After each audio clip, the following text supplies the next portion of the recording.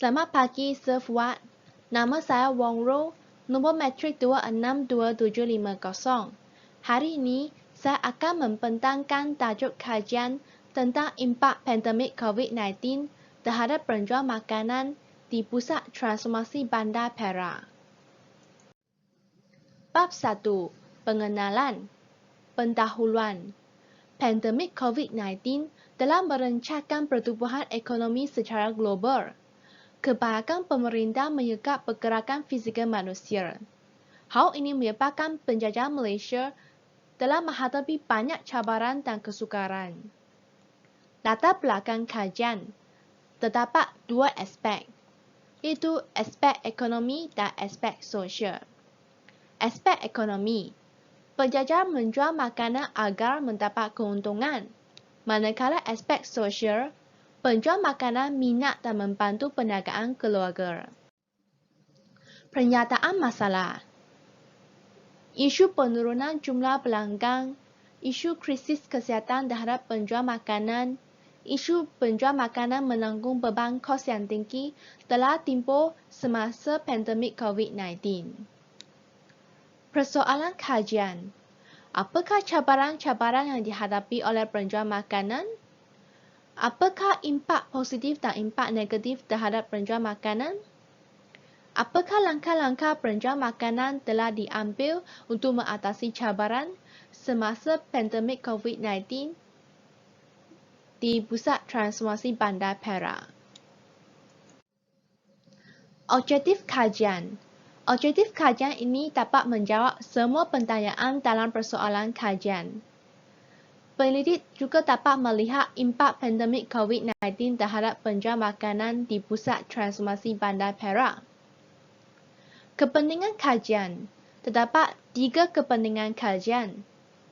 Salah satu kepentingan adalah kajian ini dapat meningkatkan kesedaran kepada pihak berkepentingan mengenai cabaran-cabaran yang dihadapi oleh penjual makanan dalam jangka pendek dan jangka panjang. Seterusnya, kajian ini dapat menerangkan kepada pihak berkepentingan tentang impak positif dan impak negatif terhadap penjajah dalam semua aspek secara teliti dan menyeluruh. Tambahan pula, pihak berkepentingan dapat mencadangkan langkah-langkah yang inovasi dan kreativiti kepada penjual makanan. Bab 2. Sorotan karya. Konsep kajian. Pandemik. Pandemik merupakan penyakit berluasan sehingga tidak terkawal dan membunuh ramai rakyat dalam jangka waktu yang singkat. COVID-19. COVID-19 adalah virus yang baru dijumpai dan menyebabkan penyakit berjangkit. Sektor makanan dan minuman. Sektor makanan dan minuman adalah sektor yang menyediakan makanan atau minuman lengkap di restoran tradisional, restoran layan diri atau bawa pulang.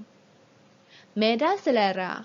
Medan selera merujuk kepada kawasan mempunyai beberapa gerai yang menyediakan pelbagai makanan kepada penduduk umum. Pusat Transformasi Bandar adalah inisiatif pemerintah untuk menyampaikan beberapa perkhidmatan penting kerajaan dan swasta kepada penduduk bandar di pusat atau bangunan sehenti tunggal. Modul kajian. Terdapat 3 teori dalam kajian ini, iaitu teori ekonomi Keynesian. Teori ini adalah rakyat yang mempunyai daya beli yang tinggi dapat menggalakkan pengedaran wang di pasaran nasional agar dapat terus beroperasi. Teori Adam Smith. Teori ini berkaitan tentang pertumbuhan ekonomi. Ini dapat merangsang perkembangan rakyat dan kemajuan ekonomi sesebuah negara. Teori Karl Popper juga tentang pertumbuhan ekonomi. Teori ini adalah bergantung pada hubungan antara pengeluar dengan pengguna. Terdapat 3 kajian lepas yang penyelidik rujuk sepanjang kajian ini dijalankan. Salah satu kajian lepas adalah cabaran perkhidmatan penghantaran makanan semasa pandemik COVID-19. Cabaran termasuk jarak terhad, masa dihadkan, charge mahal, risiko pekerja berhantar makanan. Dan kajian lepas yang seterusnya adalah implikasi pandemik COVID-19 terhadap ekonomi global dan ekonomi Malaysia.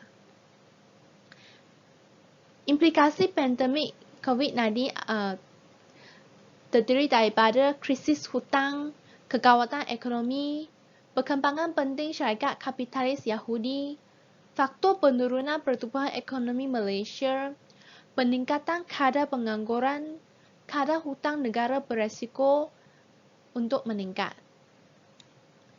Kajian lepas yang ketiga adalah amalan dan pelibatan peniaga kecil melalui perniagaan digital semasa pandemik COVID-19 di Malaysia.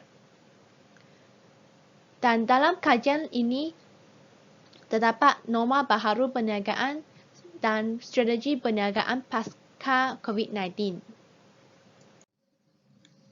Perbezaan kajian. Terdapat beberapa perbezaan antara kajian penyelidik dan kajian lepas.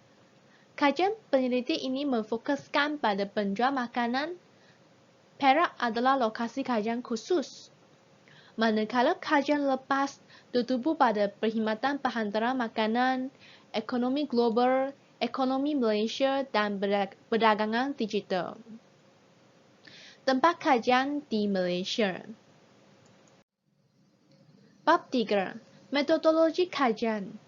Hipotesis kajian. Hipotesis nol adalah andaian tidak ada hubungan antara dua pemboleh ubah dalam suatu fenomena.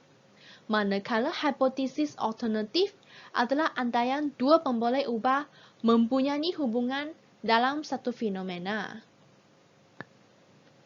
Teknik kajian. Peneliti telah menggunakan data primer dan data sekunder sebagai sumber data. Peneliti juga mengedarkan borang soal selidik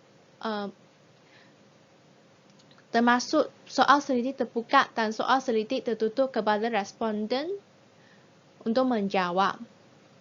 Kaedah untuk memungut maklumat adalah kaedah tinjauan dan kaedah menganalisis maklumat selepas dikumpul adalah statistik deskriptif. Instrumen kajian. Instrumen kajian terdapat komputer, Microsoft Word dan Microsoft Excel. Skop kajian. Skop kajian terdiri daripada sasaran kajian, kawasan kajian dan jangka masa kajian. Sasaran kajian adalah responden dan sampel kajian. Kawasan kajian cuma fokus di Ipoh Perak. Jangka masa kajian mampir sebulan dari 3 Jun hingga 3 Julai 2021. Sekian, terima kasih.